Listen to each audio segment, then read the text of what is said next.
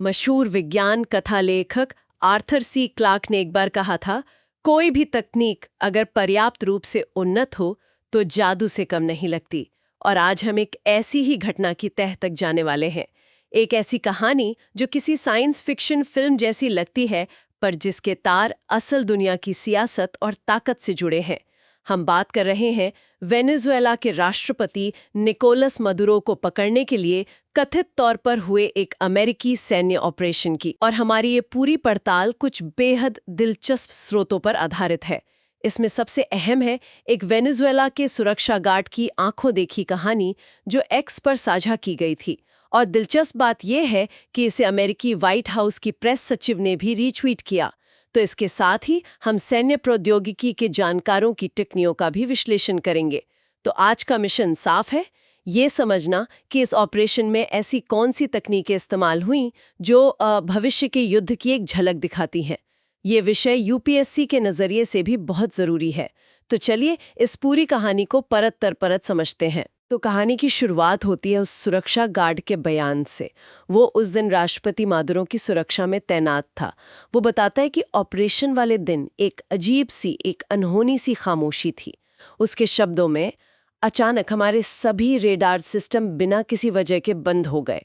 जरा सोचिए, एक हाई सिक्योरिटी जोन की निगरानी हो रही है और अचानक आपकी आंखें और कान, मतलब आपके रेडार, सब एक साथ बंद हो जाएं। ये किसी भी सेना के सबसे बुरा सपना है। इसे तकनीकी भाषा में इलेक्ट्रॉनिक वॉरफेयर या ईडब्ल्यू कहते हैं। देखिए, ये किसी भी आधुनिक हमले का पहला और सबसे अहम कदम होता है। पहला कदम? हाँ, इसका मकसद दुश्मन के कमांड, कंट्रोल, कम्युनिकेशन और इंटेलिजेंस सिस्टम, जिसे C4I कहते हैं, उसे पूरी तरह से ठप कर देना है। मतलब एक तरह से उन्हें पूरी तरह अंधा और बहरा बना देना? बिल्कुल, अंधा और बहरा, ताकि वो न कुछ समझ सकें, न कोई आदेश दे सकें। उनका पूरा नर्वस सिस्टम ही जैम कर दिया जाता है। लेकिन क्या देशों के पास ऐसी जैमिंग से बचने के उपाय नहीं होते? होते हैं, बिल्कुल होते हैं। देश अपनी कम्युनिकेशन लाइंस को एन्क्रिप्ट करते हैं, फ्रीक्वेंसी बदलते रहते हैं, एंटी जैमिंग सिस्टम भी लगाते हैं। लेकिन यहाँ पर जो चीज सामने आती है वो है तकनीक की पीढ़ियों का अंतर। पीढ़ियों का अंतर? हाँ, अगर हमलावर की जैमिंग तकनीक आपकी सुरक्षा तकनीक से कई गुना ज्यादा उन्नत है तो आपके सारे उपाय बेकार हो जाते हैं। और ऐसा लगता है कि इस मामले में ठीक यही हुआ। वेनेजुएला की सेना को संभलने का मौका ही नहीं मिला। वाह, मतलब पूरी की पूरी डिफेंस ग्रिड एक झटके में ऑफलाइन। और फिर अंधेरे में बैठने के बाद उन्होंने क्या देखा? गार्ड कहता है, अगली चीज जो हमने देखी वो ड्रोन थे। बहुत सारे ड्रोन जो हमारी पोजीशंस के ऊपर उड़ रहे थे। एक झुंड। जी। और ये हमले का दूसरा चरण है, ड्रोन स्वॉर्म। सैन्य विशेषज्ञ रॉबर्ट डब्ल्यू मिलोन का भी विश्लेषण है कि ये ड्रोन सिर्फ निगरानी नहीं कर रहे थे, तो फिर संभवतः ये काइनेटिक हथियारों से लैस थे। यहाँ पर जो सबसे दिलचस्प बात है वो है तकनीक का वही पीढ़ीगत अंतर। अच्छा। स्रोतों के मुताबिक वेनेजुएला के पास भी ड्रोन थे, शायद ईरान की मदद से बनाए गए। लेकिन वो ड्रोन अमेरिकी ड्रोन स्वॉर्म के सामने ऐसे थे जैसे किसी पुरानी बंदूक का मुकाबला आज की ऑटोमेटिक राइफल से हो। ड्रोन तो ड्रोन होता है ना?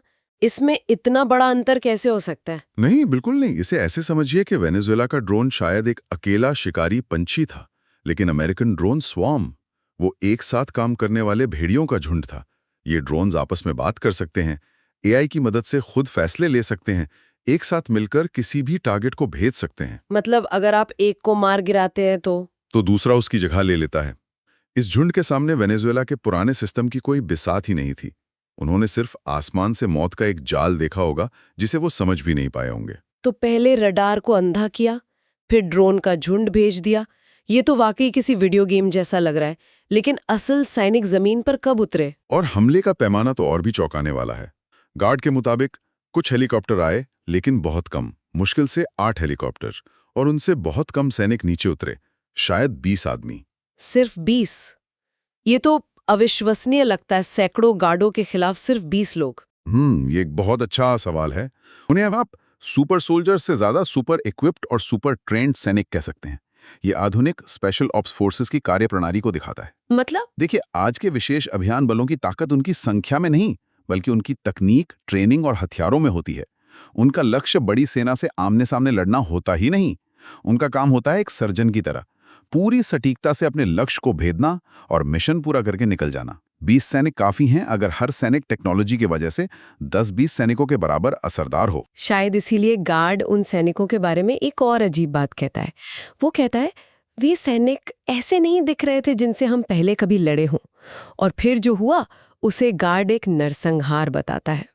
वो कहता है हम सैकड़ों थे लेकिन हमारे पास कोई मौका नहीं था।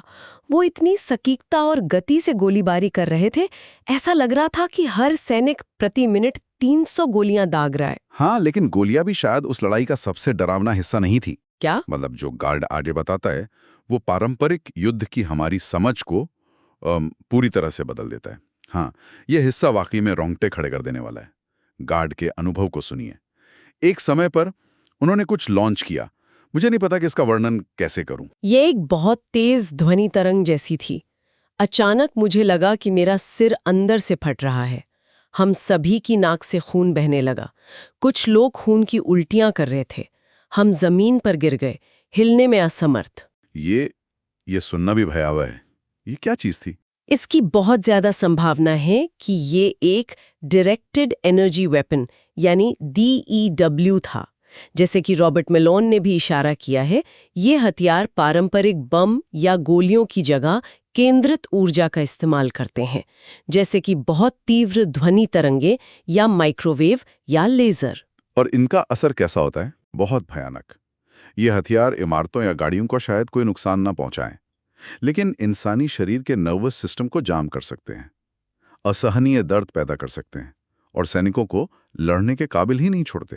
तो इसका मतलब ये हुआ कि अगर कोई बंकर में या किसी दीवार के पीछे छिपा हो तो उसका भी कोई फायदा नहीं है। बिल्कुल, और यही बात इसे इतना खतरनाक बनाती है। ऊर्जा तरंगें दीवारों के आर पार भी असर कर सकती हैं। ओह, सोचिए, इसका मतलब है कि भविष्य में किलेबंदी या बंकर जैसी पारंपरिक सुरक्षा रणनीतियां पूरी तरह से बेकार हो सकती हैं। ये युद्ध की पूरी ज्यामिति को ही बदल देता है। बिना एक भी गोली चलाए, बिना एक भी बम फोड़े, आप एक पूरी सेना को घुटनों पर ला सकते हैं। ये भविष्य के युद्ध की एक डरावनी झलक है। और इस तकनीक का नतीजा ये हुआ कि 20 सैनिकों ने सैकड़ों गार्ड्स को बेअसर कर दिया। अंत में ऑपरेशन का परिणाम सामने आया। निकोलस मादुरो को अमेरिकी हिरासत में ले लिया गया। वेनेजुएला के रक्षा मंत्री ने भी बयान दिया कि मादुरो के राष्ट्रपति गार्ड का बेरहमी से सफाया कर दिया गया।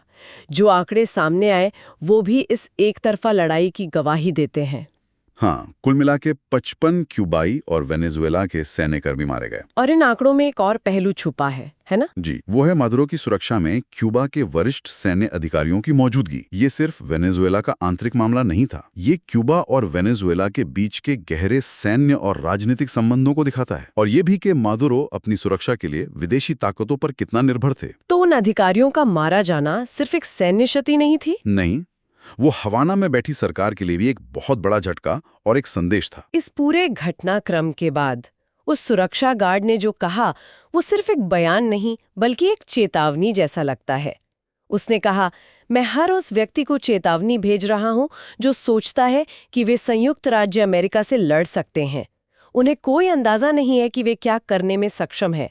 जो मैंने देखा उसके बाद मैं फिर कभी उस लड़ाई के दूसरी तरफ नहीं होना चाहूंगा। ये बहुत शक्तिशाली बयान है और ये इस ऑपरेशन के असली मकसद को उजागर करता है। क्या था असली मकसद? ये ऑपरेशन सिर्फ एक राष्ट्रपति को पकड़ना नहीं था, ये पूरे क्षेत्र में अमेरिकी सैन्य और तकनीकी प्रभुत्व का एक बहुत शक्तिशाली प्रदर्शन था। इसे आप गनबोट डिप्लोमेसी का 21वीं सदी का संस्करण कह सकते हैं। पहले देश अपनी ताकत दिखाने के लिए युद्धपोत भेजते थे। आज इस तरह की एक सर्जिकल तकनीकी कार्यवाही करके ये संदेश दिया जाता है कि प्रतिरोध करना निरर्थक है। और गार्ड के मुताबिक इस घटना का असर भी हुआ। उसने बताया कि मेक्सिको में भी इसकी चर्चा शुरू हो गई।